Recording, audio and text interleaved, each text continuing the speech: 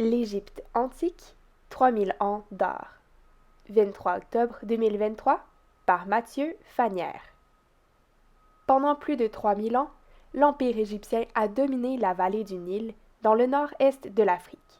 Cette civilisation a laissé de nombreuses traces, dont certaines œuvres encore admirées de nos jours. De l'architecture dans le désert. Plus d'une centaine de pyramides ont été découvertes en Égypte. Elles servaient de tombeaux pour les rois et les reines. Devant la pyramide du roi Képhren, Khafre en Égypte ancien, se trouve le célèbre Sphinx de Gizeh.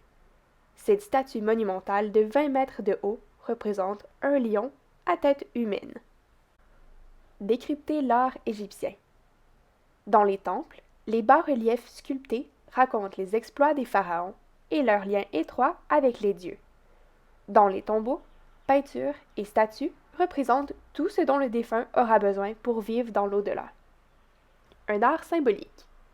Les artistes égyptiens utilisaient des symboles pour représenter des idées ou des phénomènes. Une barque, c'est la lente course du soleil dans le ciel. Un scarabée, le soleil levant. Un tétard, le nombre 100 000, car on en trouve toujours en grand nombre dans les eaux stagnantes. Même les couleurs ont leur signification. Des images codées. Dans une œuvre, l'image la plus grande est celle qui a le plus d'importance. Ainsi, les rois font la même taille que les dieux, mais sont toujours plus grands que leurs soldats. Et les ennemis sont tout petits. Les artistes égyptiens ne cherchaient pas nécessairement à créer quelque chose de beau. Ils souhaitaient donner le plus d'informations possible dans une seule image. Pour cela, ils devaient souvent déformer la réalité. Chaque élément était peint de façon à être reconnu facilement. Pour avoir plus de détails sur la forme du front, du nez et du menton, on montrait le visage de profil. Cependant, l'œil était montré de face. Les hiéroglyphes, une écriture sacrée. Pour graver ou peindre des textes sacrés dans les tombeaux et les temples, on utilisait des hiéroglyphes. Ces symboles représentent des animaux, des plantes, des objets ou des parties du corps humain, comme la bouche et l'œil. Il en existe plusieurs centaines.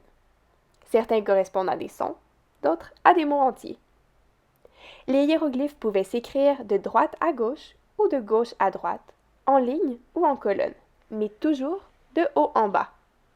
Comment savoir le sens de la lecture? Il faut bien observer l'image. Les colonnes indiquent si le texte est horizontal ou vertical. Quant aux symboles correspondant à des animaux ou à des personnages, ils regardent toujours le début du texte. Par exemple, si les oiseaux sont tournés vers la droite, les hiéroglyphes se lisent de droite à gauche. Dans la vie quotidienne, les scribes, chargés de la rédaction des textes, utilisaient une version simplifiée des hiéroglyphes appelée écriture hiératique. Ils écrivaient de droite à gauche sur du papyrus. Ils se servaient pour cela d'un roseau taillé en pointe, dont ils mâchaient le bout pour en faire un pinceau qu'ils trempaient dans l'encre.